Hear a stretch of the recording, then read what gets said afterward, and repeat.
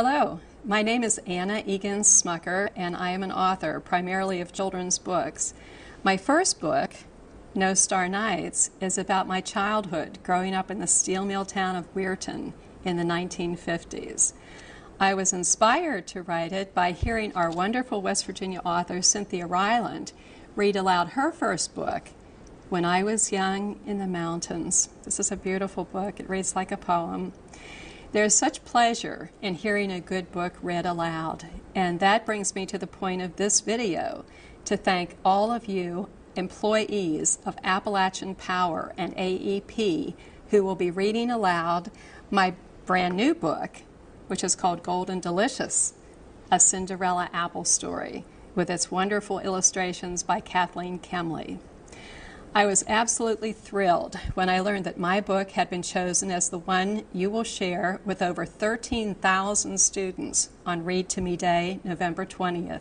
I understand this is the 8th year that Appalachian Power and AEP has been involved in this project. So congratulations to all of you for doing this important work of being role models of adults who enjoy reading. I do a lot of book presentations in the schools, and in every single one of them I stress that I learned to write by reading. I don't think you can be a writer unless you're a reader. And I trace my love of reading to having been read aloud to as a very young child. My favorite aunt lived right across the street from a little library on the bottom floor of an old apartment building.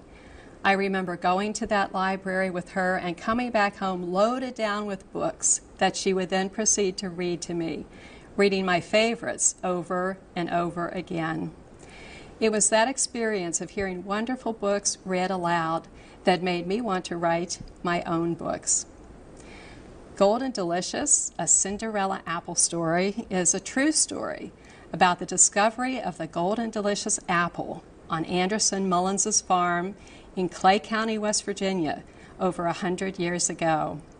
The Stark brothers of the Stark Brothers Nurseries were always on the lookout for new kinds of fruit. So just as the Stark brothers were tasting one apple after another, trying to find their Cinderella, an apple that could be crowned queen of the apple world, miles and miles away in the hills of West Virginia, Anderson Mullins was inspecting his new farm. It had been a hot summer and everything was as dry as dust. He hadn't reckoned on coming face to face with a miracle. "Holy cow!" he exclaimed. There in the midst of his dried up apple orchard was a glorious green-leaved tree, its branches loaded with shining golden apples. He snapped one off and took a bite. Never had he tasted an apple so sweet, so juicy, so gosh darn delicious. Have fun with the book. Enjoy it. Again, thank you and Appalachian Power and AEP for being so involved in the Read to Me Day project. Who knows how far-reaching the effect of that will be? Maybe someday a student who hears you read will be an author and will say, "I remember being read aloud to as a child." Thank you.